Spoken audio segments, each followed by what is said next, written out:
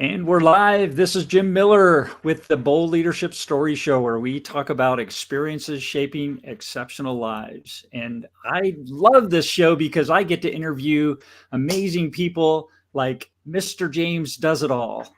And I'm excited to learn about your story today, James. How's your day going? It's fantastic. Thank you for having me. Oh, it's my pleasure. And you're doing so much in an area that's really interesting. I think not only to me, but pretty much everybody in our audience has had the experience of going to school. I would imagine most people, yes. and, and so Kind. having that experience and living through that, and I say that in a kind of tongue-in-cheek way because there's parts of it, depending on the teacher and the subject, that were pretty boring and really or tough to get through, but you have managed to make it fun. That I certainly hope so. So that's the goal, is to make it fun. I believe learning is fun up until the point where we suck the fun out of it. So if we keep it fun, then we're encouraging lifelong learning. There you go. Yeah, lifelong. Boy, my grandpa told me that when I was young, before he passed away. Is one of the things I remember. He told me was, if you can learn one thing new every day, and he was a CPA on Wall Street in New York City. So I was like, I listened to him, and Right. he was a partner in a CPA firm, and he said, learn one thing new every day, and you'll do just fine. That's it. And if you're, if learning is enjoyable, you will naturally start, always be seeking out new information. So it's a good thing. Absolutely. So you're passionate. You're a passionate educator on a mission. Yeah. How did you start your mission? What was it that sparked that for you? Well, actually, it was the experiences from myself, being having been in school as a student, and then also the experiences of my own children. I have three adult boys, and they are the oldest is on the spectrum, so Mm, he has autism, okay. and a tic disorder, and then my second son has ADHD, and so the for them it was a struggle sometimes Mm, for them uh, in getting some of the services that they needed. We had IEPs, but we found there was so much resistance to even following sometimes even the simplest things. mm. Um, When you say one sec before you go on, the yeah, IEP you mentioned, that's an important part of this. yes. And I want to make sure that people listening understand what IEP is. If you So don't an mind. IEP, yeah, absolutely. So an IEP is an individualized education plan. So it's typically for students who have some sort of special needs or learning disability or challenge, in which having extra supports will help them. Mm, So an example of that would be, so for my middle son, like I said, he has ADHD. Examples of what we had in his IEP were extra reminders. So he might need an extra reminder of an assignment coming up to turn in his homework. He was very, he had low impulse control. So his mind would wander very easily. So, checking in on him more often, even just coming by, putting a hand on his desk and saying, "Hey, how's it going?" It, mm, it helped to zone him back in where his okay. mind may be wandering and stuff.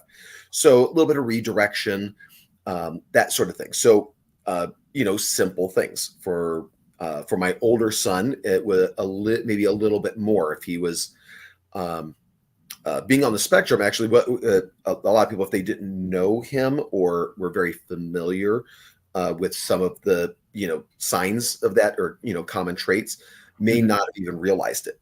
But the tic disorder was much more noticeable. So, the rapid hand movements, when hand flapping, uh, when he was especially younger, jumping up and down a little bit, that, or not a little bit, a lot sometimes. So when those things were for him, and you can't control it. That's, be comparing to like, don't blink. You tell someone don't blink. Well, you might be able to stop it for a little bit longer, but you're going to blink no matter what. There's nothing you can do about that. So for him, it's kind of that same thing.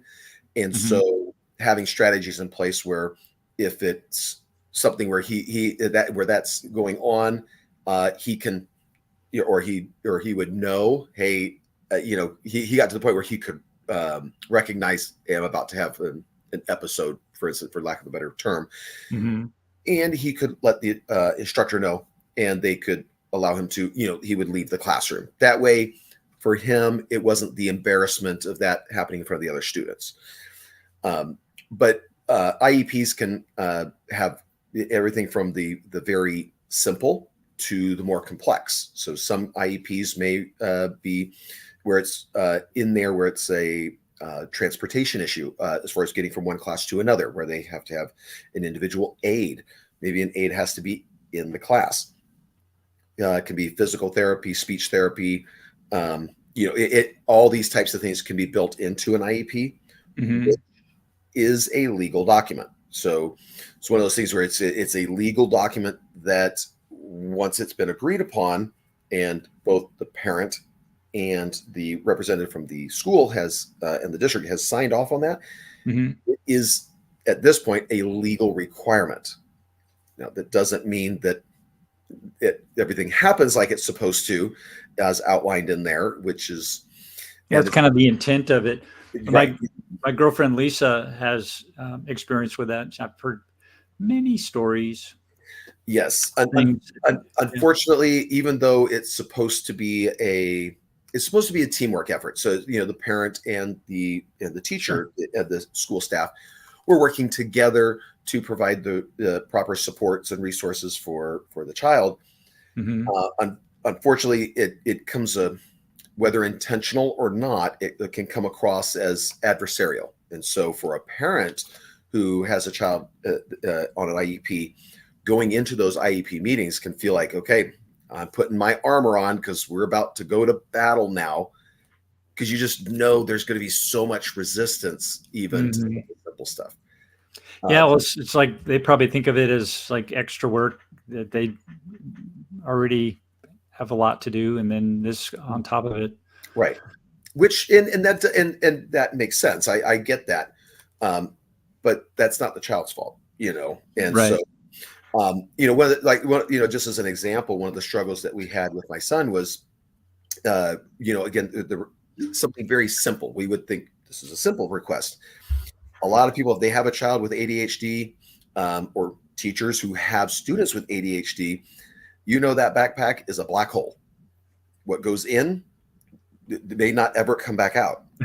So, where we started getting reports from the teacher, oh, well, he's getting zeros on all his homework. And I'm like, I know he did that homework because we sat there for hours doing it.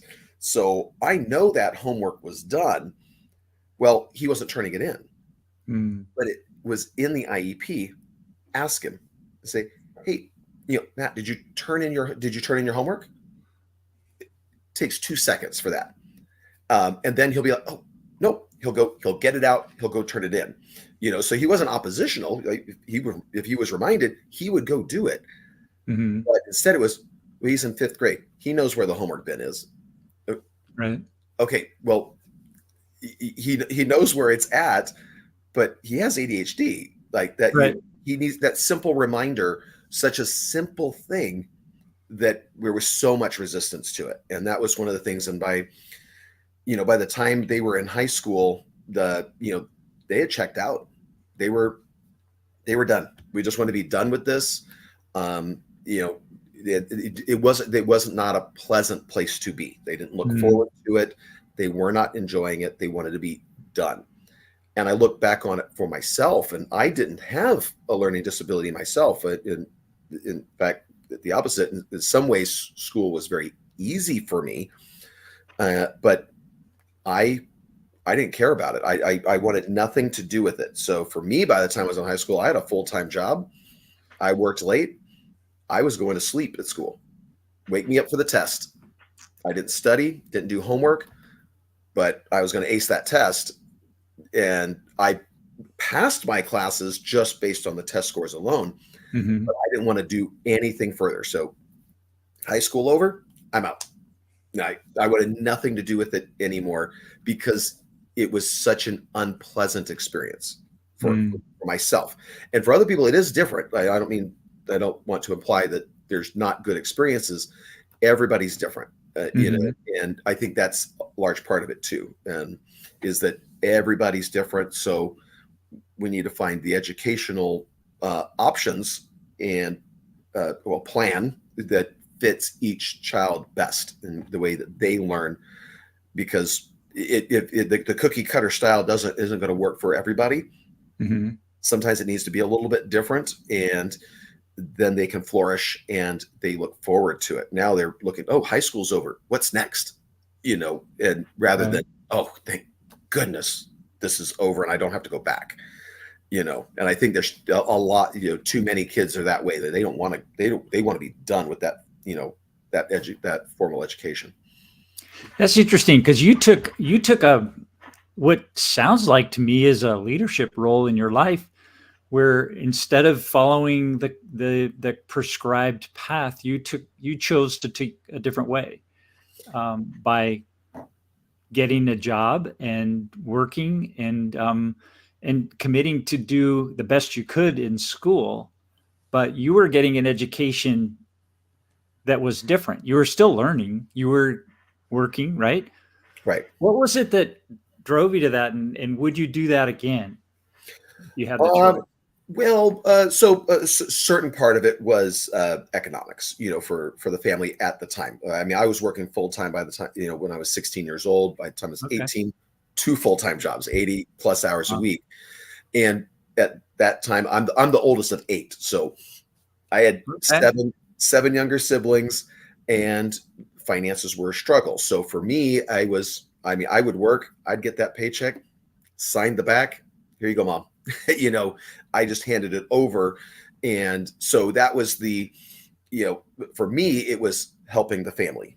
And Mm. so that was the motivation. But very quickly, I realized, because I was motivated and stuff, and I guess to prove to my mom as well, who was very dismayed that I was not into school either. She's like, "You're so smart, you should do it." And I'm like, I hate it here, So Yeah. I proved to her I'm going to be successful despite that. And so it was very quickly moving up in the places where I worked, whether it be McDonald's at first, moving up into management, then moving on, and 18 years old, being a general manager for a Pizza Hut restaurant, and stuff, and just Really? Wow. very quickly learning the managerial skills, uh, Mhm. leadership roles at a young age, and then eventually transitioning into sales as well. So I then worked sales for quite some time, and just always, at that point, and then I was like, okay, learning new things became pleasurable, and I was seeking out more stuff to learn, so I became more knowledgeable and better at what I was doing. Very good. Wow. What would you say for people, young people coming up that are in that same situation? Would you suggest that they do something similar to that? I think it depends on the individual. I think you do have to be driven if you're going to do that. So and yet everybody's different for that. So for me, I was ready to work 80 hours a week. If there's another shift I could pick up. Yep, right here. I'll take it. And it wasn't money motivated at the time, because I wasn't keeping any of the money myself. It was it was experience. It was getting better at what I was doing.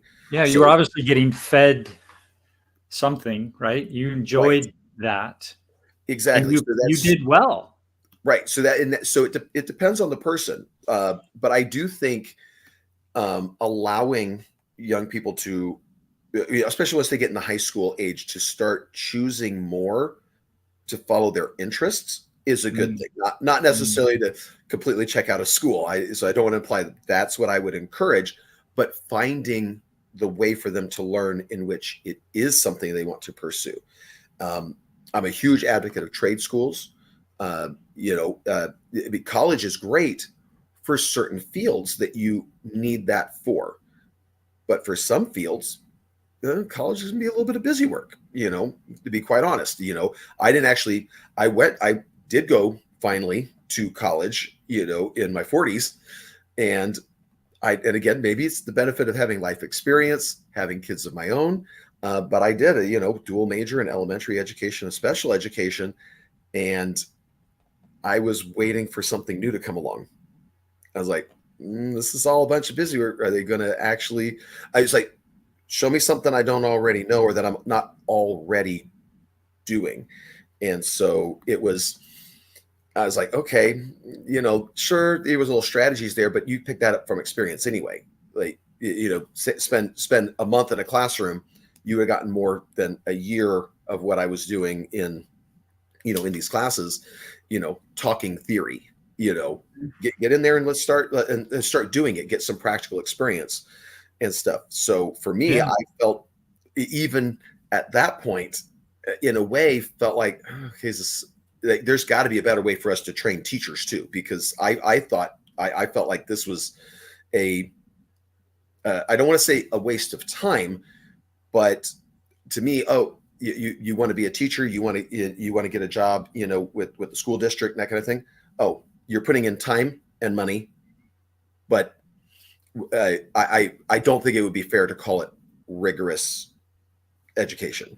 It was a lot of just do the busy work and you're gonna get the piece of paper at the end. If that makes sense, again, that's someone going in at 40, having kids, having that life experience. So maybe someone who's 18 going into it, it's a different experience. But for me, that's how I felt it was.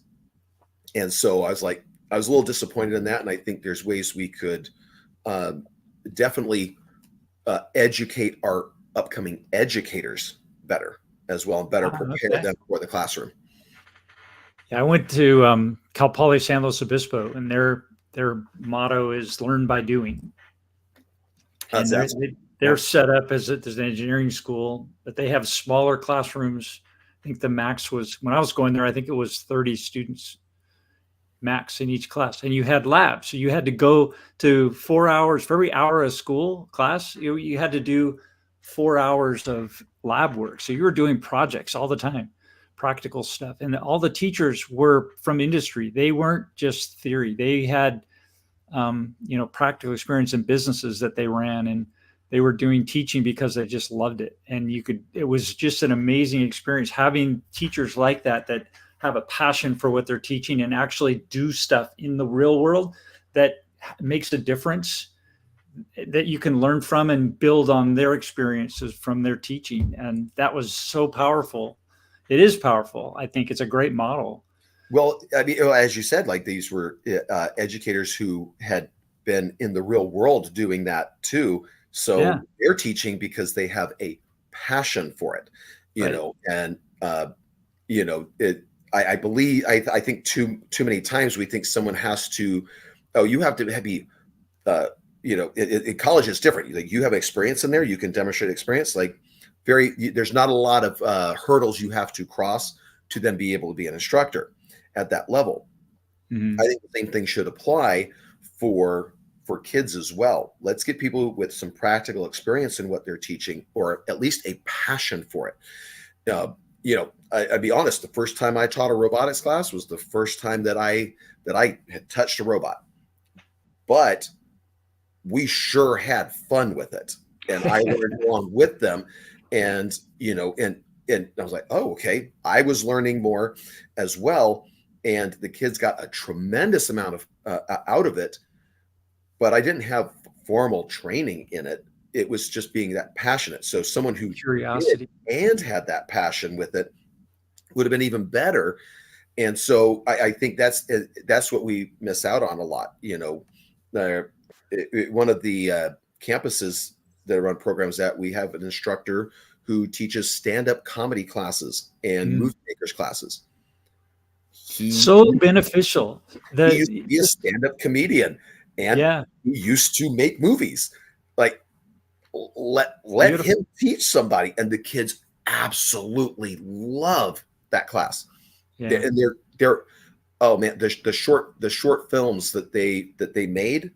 absolutely astounding. Like the one young lady, I want to say she's maybe 14. She made one, and I saw her film. I'm like, I want you to come edit for me because that was incredible what she put together. They're just so talented, and it gave them the avenue to take that imagination and do something with it where they learned some really valuable skills, you know, filming, editing, all that stuff. Like they had to put that all together themselves, writing, they had to write a script and all that stuff. They weren't working. That wasn't an assignment. That was something in their minds. I get to do this, Mm. and how much they learned out of it because of the way it's presented.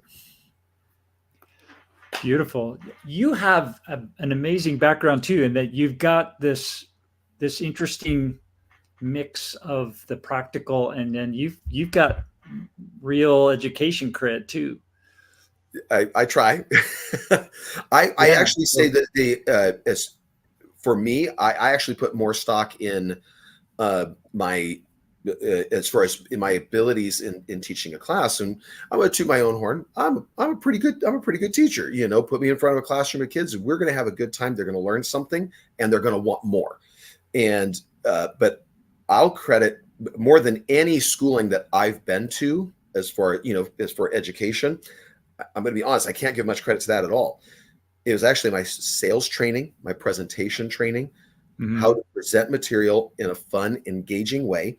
Hmm. If they're not interested, you might as well talk to the wall. But you've got to, I can, just presenting a class to the age group that you're with the appropriate amount of enthusiasm, silliness sometimes. Don't be afraid to be silly and have Hmm. fun, have the kids laugh at you, and stuff. So they're having a good time, and it's all of a sudden the class is over, and they don't even realize they just learned a whole bunch of stuff. In their mind, they just had fun, but they Yeah. did learn a whole bunch of stuff along the way. And you're teaching like the hard stuff, the STEM stuff. What does STEM stand for again? So STEM is science, technology, engineering, and math. Yeah, those Now are all the tough subjects. it depends. It depends on your Well, outlook. for me, they weren't. I enjoyed those more, but for a lot of people, I think so. It depends. So, for example, I do like video game design, and most people think that's difficult.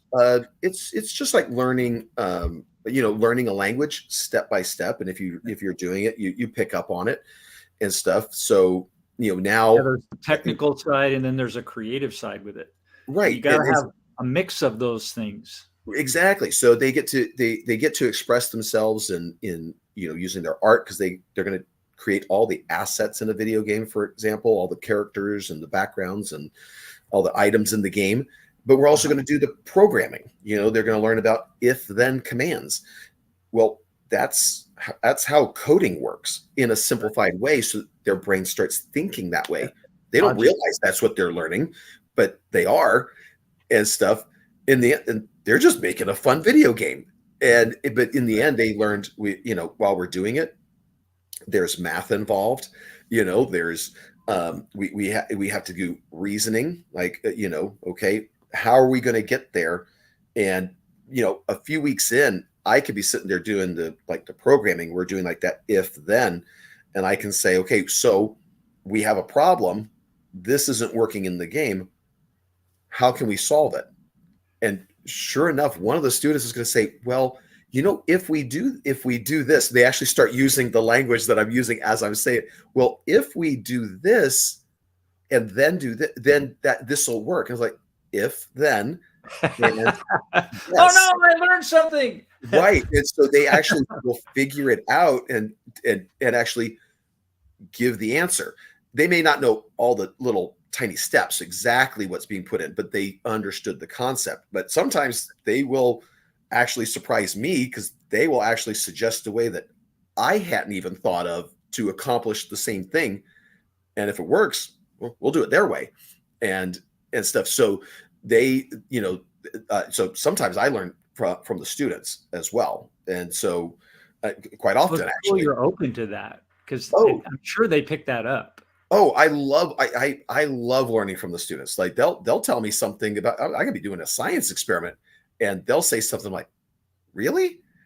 And they'll tell me all about it. And I'm like, "Okay." And then I'll go on my phone, I look it up, I'm like, "Huh, sure enough." they they knew what they were, I mean, it made sense, but they knew what they were talking about. And so but and I see students from all sorts of different, forms of education from, going to traditional public schools, brick and mortar charter schools, and all sorts of different options for homeschooling that people will do. And so, seeing students from all these things, different backgrounds, I get a varied experience as well, which is kind of cool.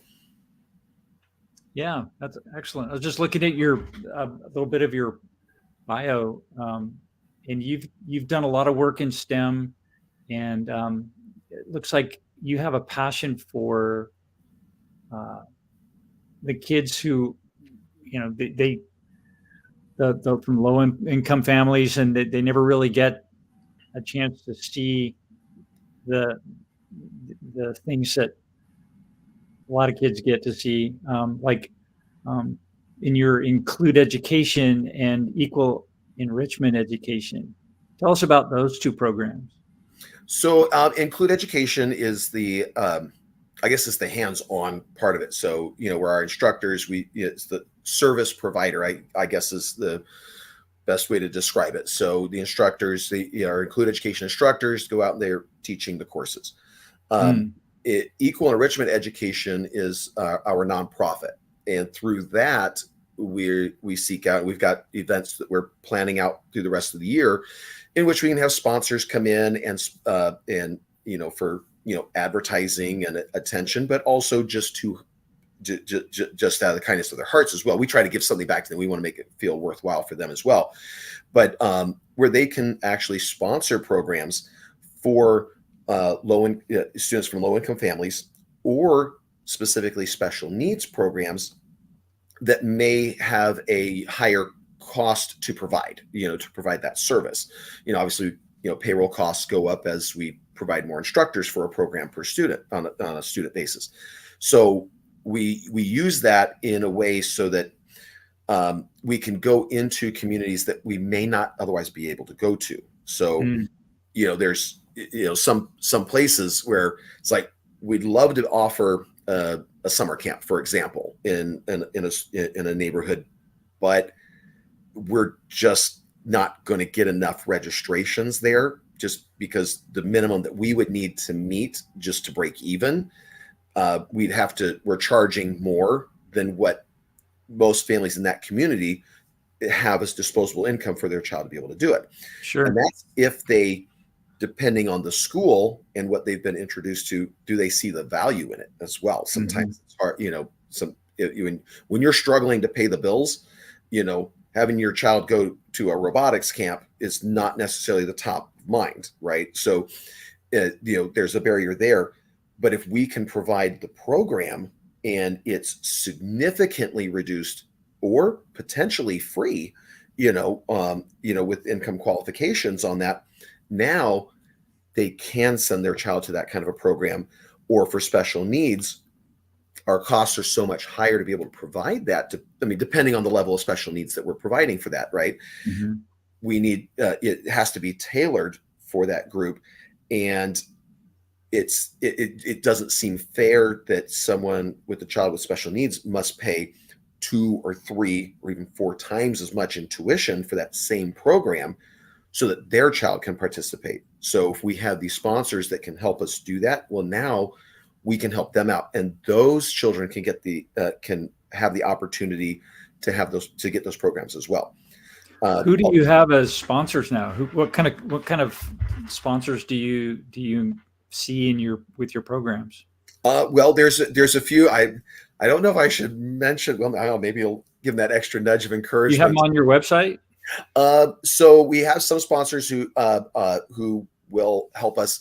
Do we have them on the website right now? I know I used to have a sponsor page.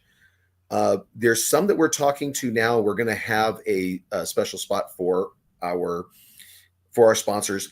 A lot of times those will be on our social media where I will do a video for them, thanking them for being a sponsor. We're local companies are always the best, because that's somewhere if a local business wants to sponsor a program for us, Mhm. well, that you can't as a business like donate to, they say, sponsor a program for low income families and then go on social media and say, look what we did. People will be like, that's great, stop bragging about it. Right. But I can do it on that company's behalf. I can go on there, I can do a video and tell the community about this company that's coming in like a hero for these kids and helping to provide those programs for them, and tell people a little bit about that business, and encourage people to support those local businesses that are supporting the community in this way. And so it's a good way for businesses to get that out. We're just kind of rolling out our sponsorship program formally, and so that's actually had a meeting this morning with our sponsor coordinator and our program manager, and so we were working out some of those packages, because we do have events that we're going to be not ready to announce just yet, but different big events that we want to have where sponsors can come in for those events, get some big recognition, and they'll be benefiting these kids. So the idea is, if a child's never been exposed to robotics or, hands-on science in these ways and engineering, how are they ever going to envision themselves doing that in the future? Mhm. They don't see that. It's just not on the radar for them. They don't know that that's even an option for them. If they get exposure to it and they experience success with it, now all of a sudden you're planting those seeds, and those seeds can grow even if the, I'll use the word, the soil's not as rich, in this case, financially, to be able to do it. There's other ways for someone who's motivated. So plant those seeds and let them start growing. That way they can start seeing themselves in those positions. And now they've got the extra motivation to overcome the financial, struggles later on, Mhm. out of sheer motivation and drive to do it. But they have to be exposed to it, or they don't even know it's available to them. That's for Right. somebody else, not them. Yeah. You know. I love these subjects. I'm scrolling through as you're talking, and it's like I want to take those classes. The titles that you have make them sound so much fun, like Thunder Rails for learning about uh, That's that Great is American Railways. that's such a fun class. Our instructor for that actually used to work at a railway museum, Okay. and he loves he loves rail cars, and uh, like his just a wealth of knowledge on trains and the history of our railways in the United States. And I was like, hey, how do you know this? But Mhm. he loves it. And so, when we have students taking that class, they're just eating it up. They're like, wow, they really get interested in it. And they even do like a little thing where they build a model in that class, of a railway and stuff. It's kind of cool. Very cool. Yeah, baking for fun. I love to cook now. I learned how to cook when I was in high school. My mom taught me some things, so I learned from that. And I have like what 6 barbecues now. Oh, wow. So I Wow. just like I'm always doing something with it. It's fun. Yeah. The cool thing about the baking class too is it's not just, a lot of people think, oh, it's just cookies and treats, cookies and cakes. Well, no, there's all sorts of things you bake. You bake a lasagna, you Hmm. bake a meatloaf, there's meals that you bake as well. And so I mean, they still do the cookies and the cakes and they still get the other stuff there too. But like, let's expand what we consider baking. For a lot of kids, they're thinking, oh, it's bread and it's cookies and cake. Well, no, you bake a lot of stuff. And so we cover a lot of that stuff as well. Like let's get them out. It's not all about the sugar. You know, Yeah, excellent. I love that. Then you've got different Latin American cooking and home style Italian cooking, life Yes. skills, chess. Okay, great stuff. Little robot builders, jewelry, trading cards, strategy games. That's cool. Yes. I've got a friend who had a trading card business when I think he started it when he was 9. Oh, wow. Good for And him. yeah, Wow. he's an entrepreneur now, and he's training and leading businesses, scaling them, and doing all kinds of really fun things. But he started when he was 9 doing that. So there's I say especially since we work with so many homeschool children as well. They and because they have more time, they're not in that traditional school setting from this time to this time, Monday through Friday. Uh, a lot of them actually will start businesses that they will do and stuff. It's actually really cool, especially if their parents may own a business Uh-huh. as well. So they emulate that, and now they start their own business as a kid, and it may not be what they're doing later on, but they start learning those skills and stuff. Yeah, Exactly. It's like we were talking about earlier with the if then statements. You don't know you're picking it up, but you are. exactly. And it's so cool to hear them like talk about their business because they're passionate about it. Like they just like they are so passionate about what they're doing and Mhm. excited about it. And just to see that it's amazing. And when they start telling me, I'm like, I feel privileged that they're just so excited to tell me about it. Like, I'm like, I'm important enough to them that they want to tell me about their business. I'm like, Uh, tell me all about it. Like, what do you do oh yeah, and this is stuff? beautiful. I get chills just listening to this story. It's Yeah, wonderful. it's really good. One Love of to the hear that. things too that that I love to have is we'll have parents come up because the kids won't necessarily tell you this, but just recently had a parent come up and say that for their child, it's nice to have a place where they feel like they belong, because in other places they don't necessarily feel like they can, or not belong, but where they can be themselves, Mm. I guess was what it was. They don't have to pretend to be something else, hide a part of themselves to fit in. Like now they can just come and they're taking a class with other kids who already have a similar interest already. They already have something in common. And so they're able to do it. They feel like they are they feel like the instructors actually like them, which is Mhm. a big thing because sometimes, especially for children, if they have special needs, well, it is more work for the instructor. That's just being realistic, for the teacher. But sometimes the students can start feeling like they are a burden, and that's what we never want, is for a student to feel like they're a burden to somebody. No, no, no, we are fortunate to be able to experience them, and Mm. that's how we want them to feel. It, it, when it sounds weird, but when I have new instructors come on, and I'm telling them, I said our goal is at the end of a program, whether it's a semester long program, a week long camp, whatever it is, on the last day, if we have a child crying because they're not coming back tomorrow to the program, we've done a good job, because it meant that much to them, Mm.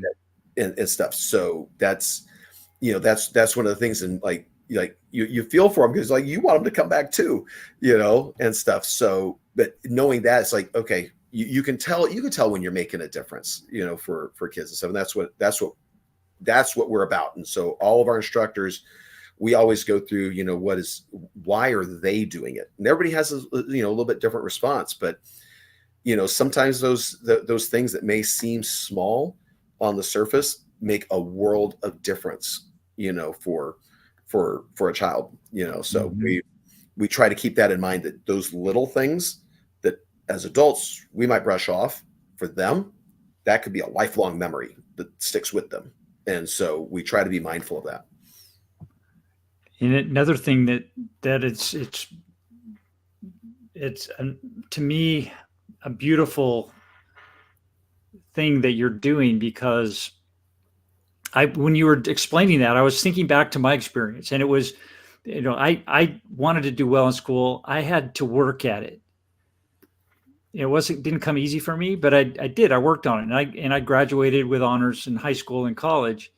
But I, I ended up going into a field that I knew I could do well at, but I didn't really enjoy it. It wasn't my passion, but I was driven to want to do well financially because of the way I was brought up. Right. But there was really no way for me to combine the two with the education that I was presented. And I didn't have enough awareness to say, no, I don't want to do that. I want to follow my passion, and I'll let the cards fall where they fall. I took the easier route. And it wasn't until my 40s and I think this happens to a lot of people, where they're in their 40s and they wake up and they go, you know what? I really don't like what I'm doing. In my life, they're getting to a point in their life where they're like, well, there will be an end to this. And if I want to do what I really want to do, I better get it done, get it going. So they have to completely change everything. Right. And what you're doing is giving them an opportunity at an early age to follow both their passion and a way to provide for their family. I love that. Well, that's one of the things because a lot of people say, what, I've been asked before, like, why do I think that, and again, I don't mean, like, I don't want this to sound like I'm disparaging, the traditional school teachers in any way. But as in any field, there are people who, probably aren't best suited for it. And so Sure. Someone asks, they say, well, why did I think that this happens, and why there's so many people who have had such a poor experience? I do think a lot of it goes to, if you're in a school system that maybe doesn't give you the most varied experience, where you can fully pursue your passions in that. Mm-hmm. All of a sudden you got your diploma. Now you're 18 years old. You don't have a lot of life experience, and now now with the expectations, now you need to go to a college, and you need to pick right now, what are you going to do for the rest of your life? Yeah. That's not fair. That's It's not easy. It's like, oh, I don't know. We'll try this. Right. And so, like you said, you pick something that you're going to make money in. You really wasn't what you wanted to do, but you had to pick. And so I use that as an example. And I think education is a good example of that, because as much as some people will complain about it, it doesn't pay that poorly as what sometimes it's presented. Teachers can make a pretty decent amount. Mm-hmm. And I get it. They put extra hours into what's at school. But if you look at your average salaried position and how many hours they put in, I've worked lots of salaried jobs. I know how many hours you put in, and teachers aren't putting more than that. It's commensurate and stuff. And for that to be able to do it, and now they're in there and they realize, you know what, this really isn't all that great. It's not really what I wanted to do. Maybe they like the kids, but now they have to deal with the administrators. They don't like what they're being told by the district. Maybe that, it could be a number of things that's not jiving with them, but they spent an awful lot of money and an awful lot of time to get credentialed and have that degree so they could be a teacher. Well, now, whether it's reality or not, the perception is going to be, what, now I wasted that 4 to 6 years and all that money, so I'm going to do something else. No, I'm stuck. I'm going to keep doing it. And when you feel stuck, you're not doing your best job. And I think that's where you get where you do start getting some people in education who maybe it wasn't suited for them. They thought it was, but when you're not enjoying it, you're going to lose your passion for it really, really quick. I'll use myself as an example. If I had gone right out of high school and had gone and pursued teaching, I'm going to be honest, I would not have been a good teacher. I wouldn't have been. I would have been, just as bad as probably, a lot of the poor teachers out there, because one, I didn't have life experience that I have now, and stuff. I may not have been as patient with students with, with special needs, if they're on the spectrum or ADHD. Mhm. I have my own, and so those experiences can make a world of difference. Now, I'd say I'm an amazing teacher, but I would not have been the same person in teaching. I probably wouldn't have even enjoyed it at the time. I needed to have those experiences. But when you do have it where you have to spend so much time and so much money to get there, Mhm. you're going to feel trapped in it, because of what, the other choices say is basically you got to admit, oh, I spent all that time and money, Yeah, for nothing. sunk cost. It's the sunk cost principle. Right. So that, I don't think that's fair, which is why I do like, I like trade schools. And unless you want, like, if you have a passion to become like a doctor, okay, yeah, you're going to be pursuing that. There are fields where you do need to, where college is definitely where you need to go for that. Mhm. Others, if you're just looking for something, you like to work with your hands, you can go to a trade school and learn to be a plumber in 9 months, and you come out of it, that certificate, people Yeah, will you're hire out doing it. you. You can make a lot of money that way. And then later on, if you don't feel like it was for you, it was 9 months. It wasn't 4 to 6 years. You know Right. what I mean? You don't And feel $180,000. right. That's My the difference. So I like trade schools, especially if you're not 100% sure. And at 18, how many people really can say that they were 100% sure what they wanted to do? I think maybe a trade school is a better route to go, or go out there and work a bit, but still keep that open mind that you may want to pursue something still. But yeah, if you Go get that start a investment, like, company. Go work for a company that's starting something that's interesting to you. yeah, but it does make a difference too, whether how driven you are. You have to be. Sure. I do think that's we see that people complain about it all the time. Oh, this generation, this new generation, they're not as motivated. I disagree. I don't think that's necessarily true. I think there's certain people that are not, for sure. Yeah. Um, You but find that everywhere. but there's lots of factors in that. And I see tons of young people that are motivated. Were they introduced to things that were interesting and engaging and kept them excited? Yeah, That's and gonna keep you encouraged motivated. to follow those, even though they weren't the normal thing, Yep, right? But have the confidence and step out on faith that your passion will pull you into a successful experience, absolutely. one way or another, right? And I love your passion. I love the way that you're approaching education, and I'm Thank you. yeah, it's just really inspiring, and I'm super happy that you're involved with teaching. The other thing I wanted to ask you about before our time is up is you this is, to me, is so out of character from what Okay. I've seen so far, but I, you're I think involved with I think I know where you're going. Go ahead. professional wrestling. You're a professional wrestling promoter, and to Yes. me that's like wild stuff.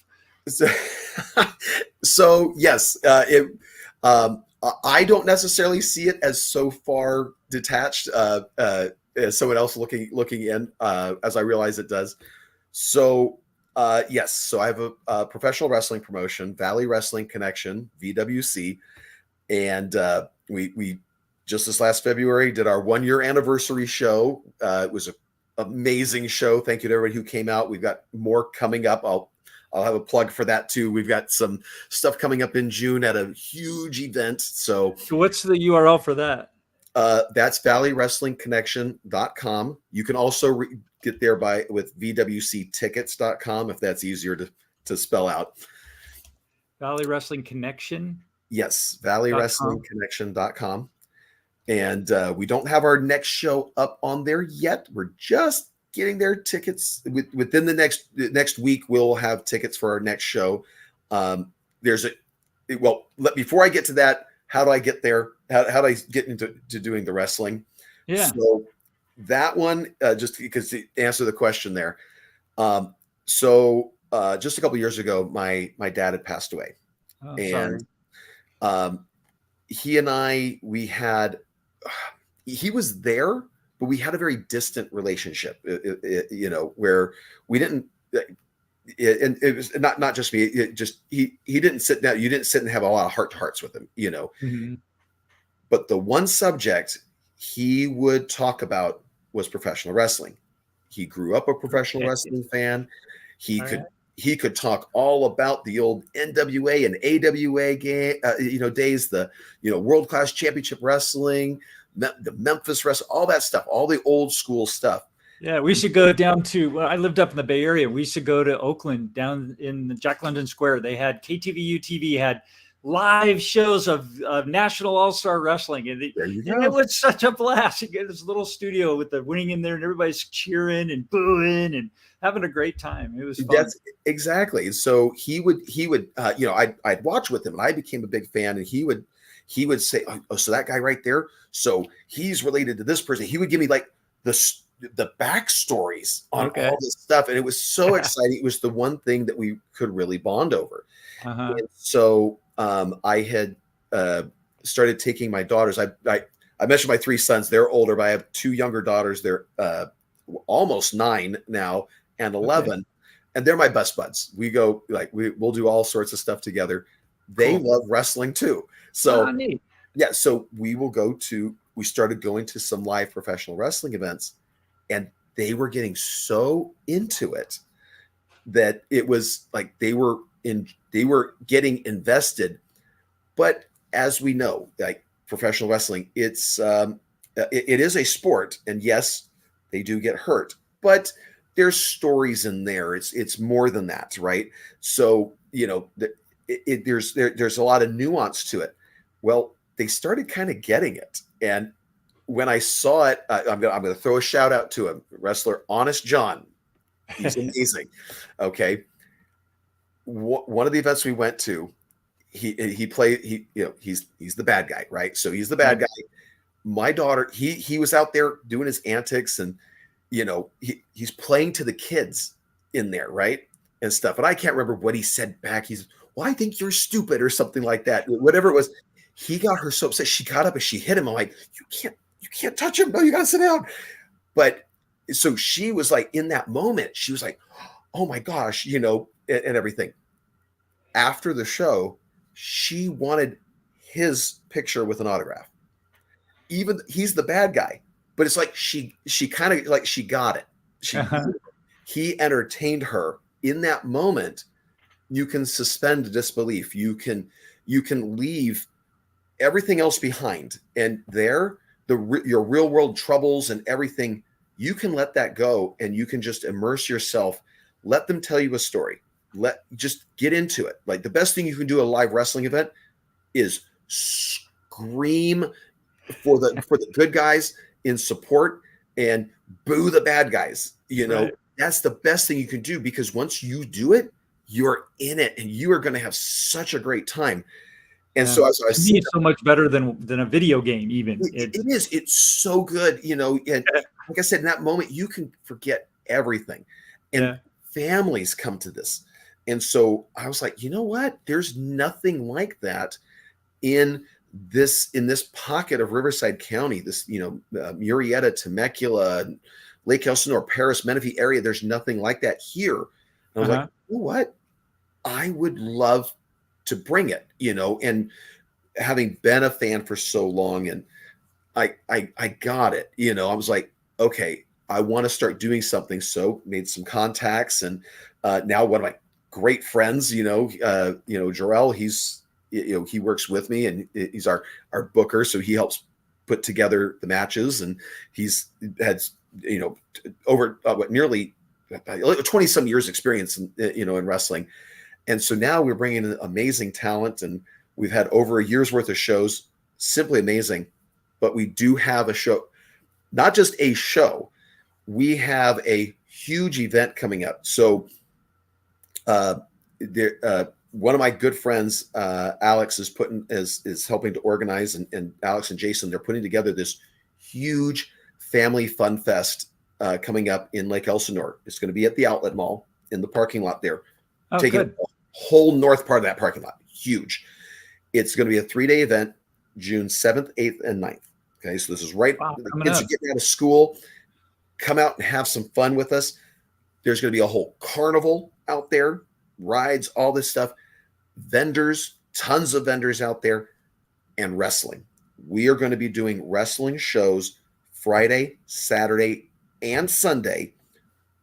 So there, we'll have a whole weekend pass for it. I'm still building it out on there. So valley-wrestling-connection.com. It's going to be there within the week. We'll have everything there, so you can actually start getting your tickets for it.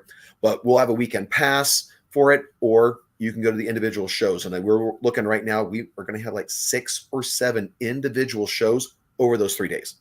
So we have wrestlers coming from out of state. We've got some big names coming out. We've got Cool. we've got Devon Dudley coming out, the Dudley boys with his sons. His twin sons are going to be out there. He's going to be out there with them. We just confirmed actually today we've got very famous luchador Juventud Guerrero coming out. So the juice is loose. Juvi's going to be there. We've got just all sorts of talent that we're bringing in. Brian Kendrick from WWE is going to be there.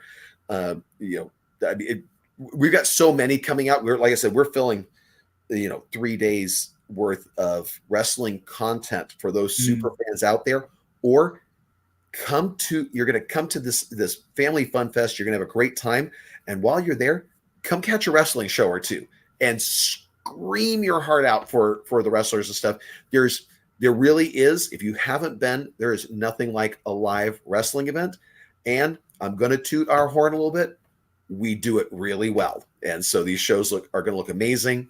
The lighting, sound, special guest ring announcer, Kaz from the Lake Elsinore Storm is going to be special ring announcer as well. He was our special ring announcer at our last event in February, Valentine's Crush. So he was there for that one. And we've got so much planned out for the rest of the year even. But those 3 days, you want to be there. We've got people from all over the country coming as talent to be there. We're going to be putting on Lake Elsinore, June 7th, 8th, 9th, right? Absolutely. Yes. Yeah. So Cool. I'm going to put it out there too. I'm going to have to call him back, but since I just see it on my phone, so I'm thinking we're pretty close to confirmed. So I guess not confirmed yet announcement, but I just got a phone call from EC3. He's the current NWA champion. Wow. Coming up. So we're gonna. I'm gonna return that call in just a minute when we're done. But Yeah.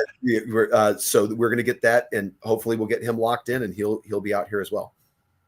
Fantastic. Wow. And I love your energy just torqued up. It was already high, but when you started talking about promoting wrestling, it's like, oh my gosh, I've been a lifelong fan, and so to be able to do it now and hopefully bring in a whole new generation of fans. And I want to stress too, very important to me with this is that all of our shows, all of our content for it is family friendly. So yes, there is the inherent simulated violence of professional wrestling, but the language isn't going to be inappropriate. There's not going to be inappropriate storylines or any, nothing risque, nothing. We're not doing gore or anything like that. So, you can bring the kids, you can bring the whole family. They're family entertainment. Exactly. It's family entertainment, and you're going to have a blast. People who they don't even consider themselves wrestling fans because they don't watch it on TV, coming to a live event, very different. It's such a different vibe. It's unlike any even other sporting event, really, because you can be at a football game or a basketball game or baseball game, and you can cheer for your favorite star or your favorite team, but they're not reacting to you. Right. Yeah. And this is like interactive because you're close. You're like right there. They see you, you see them. Absolutely. Yeah. And when you're cheering, they're reacting to it. When you're booing, they're reacting to it. So if you want to get a reaction out of them, Yeah, be loud, get that reaction. And the more you do it, the more fun you're going to have, and the more fun everybody else is going to have. Yeah. And they It's love it too. it is. It's really a great form of entertainment. It's a great escape, and we're affordable as well. Our prices are affordable, so a family can come and enjoy this. So that's the goal. Awesome. Well, that's fantastic. Looking forward to that. Thank you for putting that out there. Absolutely. And if there's any businesses out there that want to sponsor wrestling or education programs, please reach out to us. We have sponsorship spots for the wrestling shows, but we also, again, we're really looking for some, heroes in the community that want to sponsor some education programs as well, and really make a difference, in there. And we'll put the word out there. We will help get the community to support the heroes that are supporting the community. Very good. So we've got includeeducation.com. If you're a business owner and would like to sponsor programs in this area, contact includeeducation.com. And there's, I'm sure, ways that you can go there and there's a contact us. You just put a short form and we get right back to you. Okay, great. And then for some fun, go to valley-wrestling-connection.com. Coming up June 7th, 8th, and 9th in Lake Elsinore, right? What's the venue again? Where are they at? At the Lake Elsinore Outlet Mall. So at the outlet. Oh, okay, I know exactly where that is. Right off the freeway. Right off the freeway. It's like I said, that if you've been there, that whole north end of that parking lot is massive. Yeah, it's going to be full of activities. To come to the Family Fun Fest itself is free. It's free. Families can come. Now, if you want to do the wrestling, there's a charge to come in see the wrestlings. Obviously, vendors are going to be there selling some stuff. There's going to be food, all that stuff. But to just come and be there and experience it, it's free. We've got the local mayors from all of the local cities going to be there. They're getting dunked, right? So there's so much planned for this. It's really going to be a great time. We're just happy to be part of this huge event, and I know it's going to, Riverside County, this is going to be the place to be. So for those 3 days, get out there. But valley-wrestling-connection.com, that's where you can go to get the tickets. We'll have it out there. Like I said, we should be in about a week. So I'd say no later than April 10th, you'll be able to start getting your tickets for that. Awesome. That's fantastic. James does it all. Yep. So I have one more question. You got time for one more question? I do. Yes. Let's do it. I ask this of everybody on the show. Okay. So taking a look at your whole life and thinking about the best, boldest leadership decision that you've made, what was it and what were the consequences? Ooh, that is a good question. I would actually say it was starting the education business. Okay. I had gone. I had started teaching. I was going to school and stuff because I wanted to go in there and make a difference. I had always said there's a better way of doing this, and so it's like, okay, all right, put up or shut up time. You either do it or stop talking about it. So I was going to do it. I did not know that I was going to do it, starting a company and stuff. I was going to go change it from the inside. But once I had, by accident, ended up teaching a class at a homeschooling center, and I was there. And once I saw the difference in the way the kids were able to interact and stuff, and I saw firsthand the difference between the reality and the myths of homeschoolers, like the whole socialization thing. No, trust me, these kids have social lives, and in many ways even more socially appropriate because they get such a varied social experience. It's amazing. But to see these kids, how they were invested in their own education within 2 weeks, I was like, okay, I'm all in. I was like, being able to offer those types of programs and expand on what I was doing for somebody else. I'm like, I started thinking like, there's so much that could be done if someone would do it. Then I'm like, well, maybe I need to do it. And so it was a life savings, put it all together. God put that there. planted that seed. Someday I will make some money doing it. But for me, more important is the difference that I'm making in lives and having that positive impact. I always say I was great at sales and management. I made a lot of money in sales and management. I was very good at it. But now I get to do something not only am I good at and that I enjoy wholeheartedly. I look forward to every day. I get the opportunity to make a lasting difference, and far beyond when I am gone and no one remembers Mr. James as a person. If that influence that I had, that impact that I had on somebody's life carries on, then to me, that's the legacy. That's how you live forever, right? Is by having that impact affect this person, who then affects this person and affects this person who has no idea who you are, but that's what you did. So for me, that's the main thing. I'll make money at this eventually, but the goal now is to have that positive impact and just absolutely love what I'm doing. Oh, fantastic. Beautiful. I appreciate that. But you said the consequences for quite a while, it was living very, very lean. Yeah. Yeah. But the payoff on it is so great. So sometimes you gotta take a chance and you invest in yourself and what you feel like the difference that you can make. So I hope other people agree that what I'm doing is a good thing and that they've been positively impacted by it. And I want to just keep doing that. Excellent. Well, thank you for having the conviction to make that happen. You're impacting a lot of lives in a really great way. I appreciate that.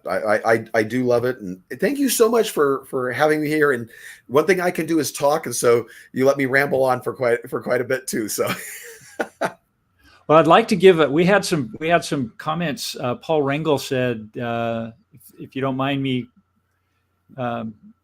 interjecting, Paul said the wrestling is excellent. He said, real deal. Good. Yeah. If you've been to the show, he's the best. He's got 3 thumbs up. So yeah. And all right, cool. Bob Donnell says, "Go Mustangs." We were talking about Cal Poly San Luis Obispo. The Mustangs. Nice. Fun. And let's see, we got some love from Joshua Birdsell.